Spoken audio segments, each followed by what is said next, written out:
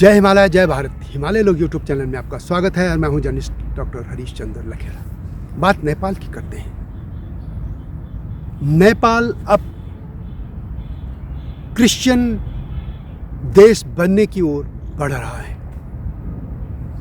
ये कई रिपोर्ट कह रही हैं कि विश्व में जो ईसाई आबादी बढ़ने की प्रतिशत या दर वाला जो सबसे देश है वो है नेपाल, और उसमें सबसे जो ज़्यादा मिशनरीज काम कर रही हैं वो है कोरिया की, दक्षिण कोरिया।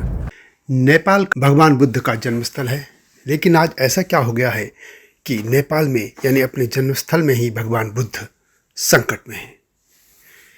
हिंदू राष्ट्र रहा नेपाल और अब हिंदू बहुल इस देश में हिंदू ही नहीं और बौद्ध भी संकट में है। और यह इसलिए कह रहा हूँ कि गार्डन कार्निवल थियोलॉजिकल सेमिनार की 2013 की एक रिपोर्ट में कहा गया है कि नेपाल का चर्च 1977 के बाद से 10.9 यानी 10.90% की वार्षिक वृद्धि की दर से दुनिया में तेजी से बढ़ रहा है।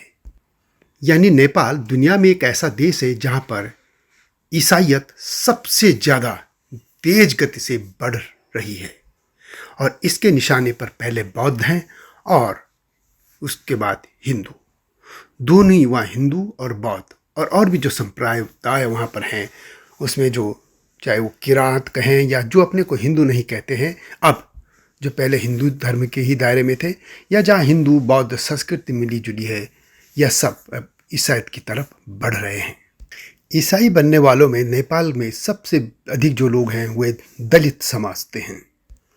हम 1951 की बात करें तो नेपाल में संभवतः एक भी व्यक्ति ईसाई नहीं था, लेकिन हम आगे बढ़ें 1966 में 100 लोग ईसाई बन गए थे, 1973 में 500, 1977 में 1400, 1980 में 7000, 1982 में 10,000, 1985 में 25,000, 1990 में 50,000 ईसाई बन चुके थे। नेपाल की 2011 की जनगणना के अनुसार नेपाल में 3,75,699 लोग ईसाई बन चुके थे, जो कि नेपाल की जनसंख्या का 1.4% यानी 1.4% आबादी बनती है। अब माना जा रहा है कि नेपाल में कम से कम 30 लाख से ज़्यादा लोग ईसाई हो चुके हैं, जो कि नेपाल की आबादी का 10% तक बैठता है। जैसा कि मैंने पहले भी कहा, गॉर्डन कार्निवल थियोलॉजिकल सेमिनार, उसकी रिपोर्ट में कहा गया है कि नेपाली चर्च दुनिया में सबसे तेजी से बढ़ने वाली चर्च है। इसमें सबसे ज़्यादा प्रोटेस्टेंट हैं, और इस समय जो वहाँ पे चर्च काम कर रहा है वह दक्षिण कोरिया का चर्च है, साउथ कोरिया का चर्च। और अब तक जो नेपाल में है लगभग 7,758 चर्च हैं। यह आंकड़े 2022 के हैं और 2023 तक ये संख्या इससे कई गुना और बढ़ चुकी होगी। और यही नहीं, नेपाल में पिछले 2 दशकों में वहाँ पे जो विभिन्न देशों के, खासतौर पर दक्षिण कोरिया की जो चर्च काम कर रहे हैं, उन्होंने नेपाल के लगभग हर घाटी में बड़ी संख्या में चर्च बना दिए हैं। नेपाल में इस ईसाईयत बढ़ने के कई कारण बताए जाते हैं। एक तो जब से वहाँ लोकतांत्रिक और धर्मनिरपेक्ष सरकार आई है, उस पर भी भारत का रोक वहाँ लग गया है। इसके अलावा गरीबी बहुत है, और तीसरा कारण यह है कि जब वहाँ पे भूकंप आया था तो भूकंप में लोगों की मदद के नाम पर इस मिशनरियों ने पूरा खेल खेला। और चौथा कारण यह है कि इनके मिशनरियों के चंगाई कार्यक्रम, जो लोगों को भ्रमित करके स्वस्थ होने के लिए चंगाई जैसे कार्यक्रम कराते हैं, और जो भारत में बात है जैसे आदिवासी इलाकों में या और इलाकों में ये करते हैं कि प्रलोभन देकर, लालच देकर या एक बोरा चावल देकर ही लोगों को ईसाई बना दिया जा रहा है।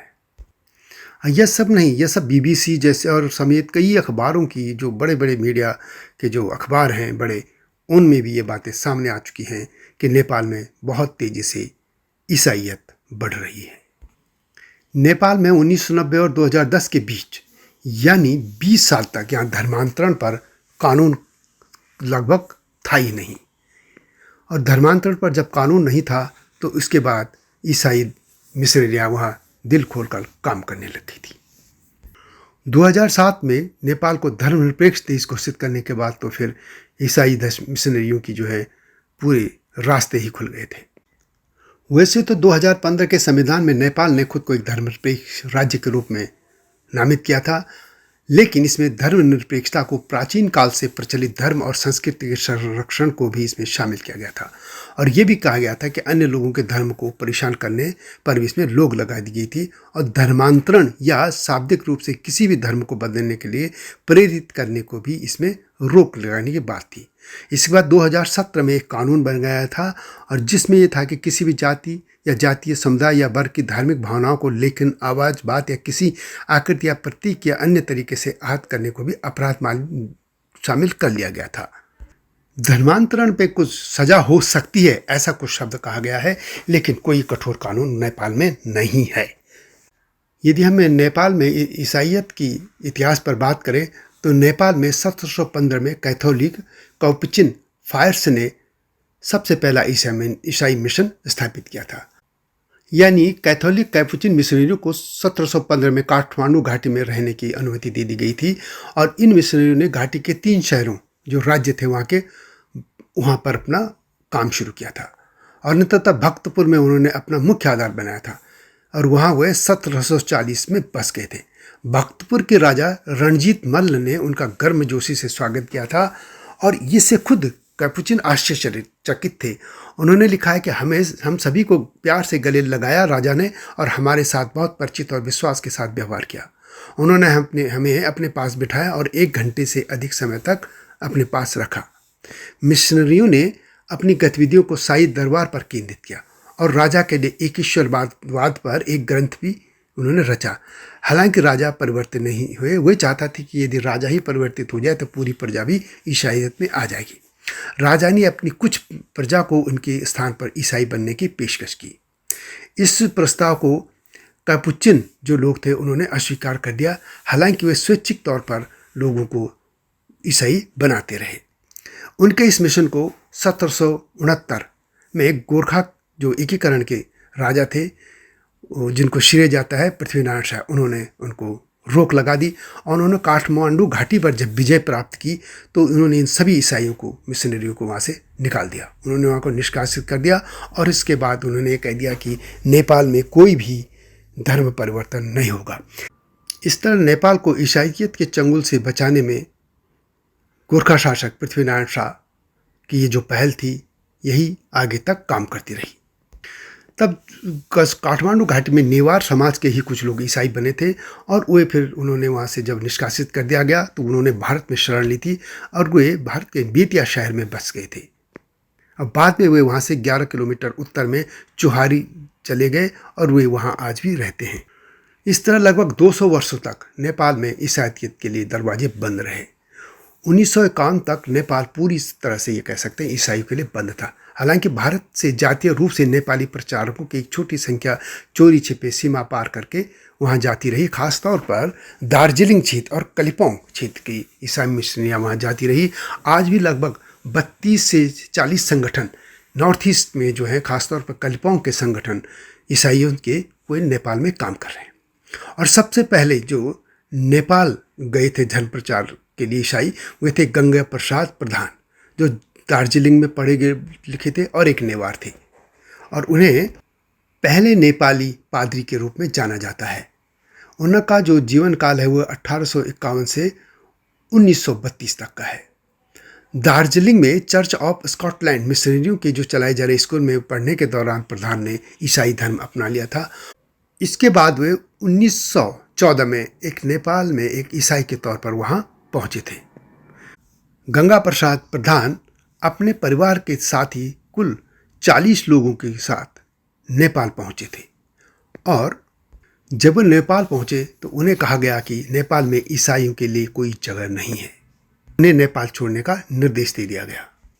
इसी के बाद 1960 के दशक में भी फिर ईसाइयत ने वहाँ पहल की।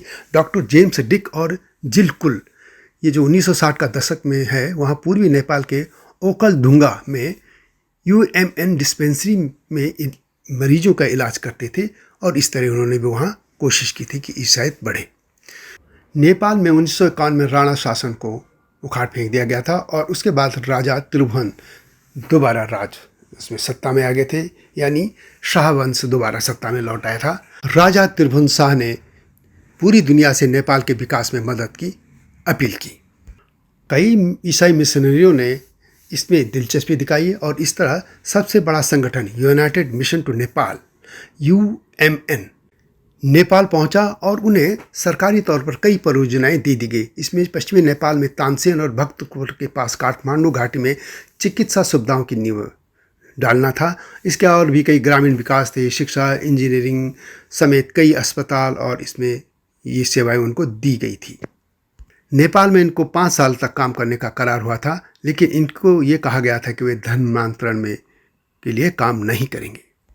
1951 के बाद नेपाल में प्रवेश करने वाला जो एक अन्य प्रमुख प्रोटेस्टेंट मिशनरी संगठन नेपाल इवैंजेलिस्टिक बैंड था, और इसके डॉक्टर लिली ओ हेनलॉन ने इसे 1943 में स्थापित किया था, और यह भी उत्तर भारत के क्षेत्रों में और नेपाली लोगों के साथ ये काम करता रहा। इस तरह इन्होंने भी इस तरह वहाँ काम करने लग गए थे और ईसाईयत को बढ़ाने की कोशिश करते रहे। नेपाल के जो मुख्य तौर पे डेविड मुखिया और उनकी पत्नी प्रेमी ये भारत में रहते थे और नेपाली ईसाई थे। ये 1952 में नेपाल के जो पोखरा है उसमें उन्हें रामघाट चर्च की उन्होंने स्थापना करने में ये सफल रहे, और ये कह सकते हैं कि ये जो इन दोनों ने राम घाट चर्च बनाया था, नेपाल का पहला चर्च माना जाता है। 1954 में भक्तपुर में एक फेलोशिप की इन्होंने स्थापना की, और इसी तरह 1957 में भारत का जो कलिम्पोंग है वहाँ के नेपाली ईसाइयों के एक समूह ने रॉबर्ट कॉर्क के नेतृत्व में शाही ज्ञान और एलिजाबेथ फ्रैंकलिन सहित काठमांडू में एक फेलोशिप इन्होंने भी शुरू की। इसके बाद नेपाल में ईसाई मंडलियों के नाम से इसे जो जाना जाता है, और ये इस तरह एक वहाँ बहुत बड़ा चर्च बन गया।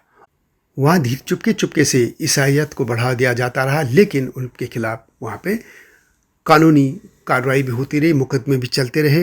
इन कानूनी बाधाओं के बावजूद 1990 तक की अवधि में वहाँ पे ईसाईयत बढ़ने लग गई थी, और जैसा मैंने पहले भी कहा था कि 1966 में वहाँ पे मात्र 100 ईसाई थे, लेकिन 1990 तक ये इनकी संख्या 50,000 हो चुकी थी। नेपाल हो या आदिवासी इलाके भारत के हो या भारत के और भी हिमालय क्षेत्र जहाँ पे ईसाई काम करते हैं, वह अपने प्रार्थना ढंग को उसी इलाके की तरह से करते हैं।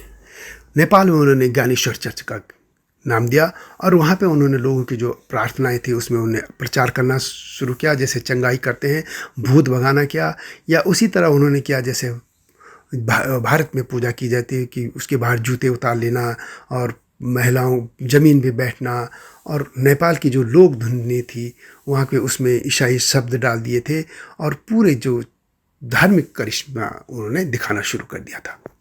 और गरीबी तो लोग थे ही वहाँ पे, और वे उनके चंगुल में आते चले गए, और जैसे मैंने कहा कि एक बोरा चावल हो या एक मुर्गा, या इसी में ही वे लोग ईसाई बनने लगे थे।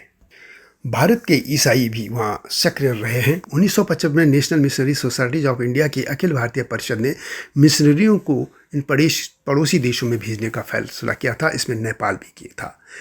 इसके निर्णय के साथ ही 28 और 30 सितंबर 1956 को एक बैठक हुई थी, जिसमें के सरकार और उनके जो डॉक्टर ए रल्ला राम को नेपाल भेज और मिशन के लिए एक तौर पर जो एक स्टेशन या जगह का पता लगाने का निर्णय किया गया था, और ये लोग भी वहाँ गए, और इस तरह वहाँ पे अक्टूबर 1957 से ये नेपाल में पहली भारतीय मिशनरी वहाँ काम करने लग गई थी। 1990 के बाद जो ईसाई मत वहाँ बढ़ा, उसमें सबसे ज़्यादा जो काम है या वो है कोरिया की मिशनरियों का। और जैसे मैंने पहले कहा कि बहुदलीय लोकतंत्र नेपाल में 1990 के बाद आ गया था, तो उन्होंने जब अपना नया संविधान बनाया तो उसमें धर्मांतरण पर लगा प्रतिबंध हटा दिया था, और इसके बाद ये लोग खुले तौर पर वहाँ मिशनरियाँ काम करने लगी थी। इस मामले में वंश जो था उसका भी जिम्मेदारी बनती है, लेकिन उनको भी इसके लिए जिम्मेदार कह सकते हैं। 2001 से 2008 तक नेपाल के राजा ज्ञानेंद्र शाह थे, और उनके बारे में कहा जाता है कि वे अपने एक पूर्व शिक्षक बिशप एंथनी शर्मा SG के साथ उनकी दोस्ती थी, और इसका ये नतीजा हुआ कि वहाँ पे वे ईसाईयत के प्रति थोड़ा नरम हो गए थे, और इससे वहाँ पे नेपाल ईसाईयत को बढ़ने लग गई थी। इस तरह 1768 से 1990 तक के दौरान नेपाल में धर्मांतरण या ईसाई धर्म या इस्लाम में धर्मांतरण कानूनी रूप से प्रतिबंध था, लेकिन उसके बाद ये जैसे इसको ढीला किया गया तो उसका नतीजा आज सामने है। अब बीबीसी की 16 जनवरी 1923 की एक रिपोर्ट के हवाले से बता देता हूँ। इसमें यह कहा गया है कि धर्म परिवर्तित करने वाले नए श्रद्धालु इस धार्मिक समागम में आते हैं, वे जब हाथ उठाते हैं तो उनमें हम देखते हैं कि अधिकतर लोग तमांग समुदाय से थे और पुरातन आध्यात्मिक संप्रदाय लामा पंथ को मानने वाले थे, यानी ये बौद्ध धर्म से संबंधित थे। इस रिपोर्ट में कहा गया कि नेपाल पहले हिंदू राज्य हुआ करता था और यह भगवान बुद्ध की जन्मस्थली भी है, और नेपाल में ईसाई बनने वालों में अधिकतर दलित समुदाय से आते हैं या जनजातियों थे। जैसा कि मैंने पहले भी कहा कि नेपाल में ये जो नेशनल क्रिश्चियन कम्युनिटी सर्वे के आंकड़े जो हैं उसमें यह है कि हिंदू बहुल देश में इस नेपाल में 7,758 चर्च हैं, और इनमें दक्षिण कोरिया की चर्चों का या मिशनरियों का सबसे बड़ा हाथ है। कोरियन वर्ल्ड मिशन एसोसिएशन के अनुसार फिलहाल दक्षिण कोरिया के विदेशों में 22,000 मिशनरी काम कर रही हैं। नेपाल वैसे सेकुलर राष्ट्र है और 2015 का संविधान जो है वो सभी धर्म को मानने की आज़ादी देता है, लेकिन 2018 में धर्म परिवर्तन को लेकर एक कानून तो आया जिसके अनुसार धर्म परिवर्तन के लिए उकसाने पर 5 साल की जेल हो सकती है, यानी होने का प्रावधान नहीं, सिर्फ हो सकती है, ये कहा गया है। यानी नेपाल में तो जो लगभग 240 साल तक पुरानी जो राजशाही थी, जब वो ख़त्म हो गई, लगभग 1 दशक तक जो गृह युद्ध भी चला था, उसके बाद 2008 में जब नई सरकार आई और राष्ट्र नेपाल को सेकुलर राष्ट्र यानी धर्मनिरपेक्ष घोषित कर दिया, तो उसके बाद मिशनरियों के लिए यह स्वर्ण युग शुरू हो गया था। नेपाल में करीब 300 कोरियन मिशनरी परिवार हैं जो काठमांडू के बाहर दक्षिणी इलाके में सबसे ज़्यादा रहते हैं। और जानने लायक क्या है कि ये आधिकारिक तौर पर मिशनरी नहीं है, वे वहाँ या तो बिजनेस कर रहे हैं या स्टडी वीज़ा पर आए हैं, कुछ रेस्तरां चलाते हैं या कुछ NGO जैसे समाज सेवी संस्थाएं चलाते हैं।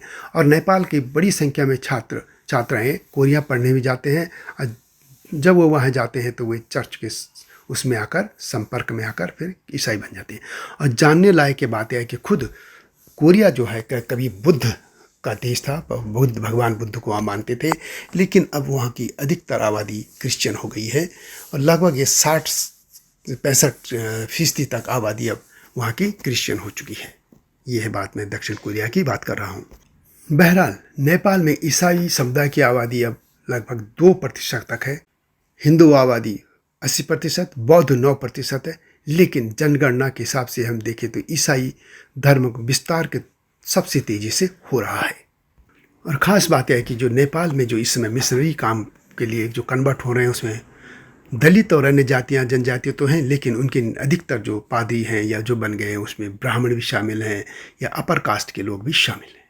तो हिंदू बहुल देश और भगवान बुद्ध की जन्मस्थली रहे देश में अब ईसाइयत बहुत तेज़ी से पांव पसार रही है, और इसलिए भगवान बुद्ध सबसे ज़्यादा संकट में हैं, क्योंकि उनके निशाने पर मिशनरियों के बौद्ध सबसे ज़्यादा हैं। लामा पंथ के लोग या जो तमांग या और भी जो इस तरीके के लोग हैं, जनजातियाँ हैं जो बुद्ध धर्म को भी मानते रहे हैं, वे अब ईसाई बन रहे हैं। तो यह थी नेपाल में ईसाईयत की तेज़ी से बढ़ने की गाथा, या ये कहें कि विश्व में ईसाईकरण के मामले में जो सबसे पहला देश है तेज़ी से विस्तार हुआ है वो है नेपाल। भारत हो या नेपाल, यहाँ के जो साधु संत और जो महंत हैं, बड़े धनाढ्य सेठ, उनको भी इस मामले में देखना चाहिए कि ऐसा क्यों हो रहा है। यदि धर्म ही नहीं बचेगा तो संस्कृति भी नहीं बचेगी। तो इसलिए अब सोचने का विषय सिर्फ नेपाल का विषय नहीं है, पूरी हिंदू सभ्यता की बात है, सनातन धर्म की बात है। तो यह वीडियो कैसी लगी कमेंट में अवश्य लिखें, और हिमालय लोक चैनल और दूसरा है संपादकीय लोग, चैनल को सब्सक्राइब अवश्य कीजिएगा। अगली वीडियो की प्रतीक्षा कीजिए, तब तक जय हिमालय, जय भारत।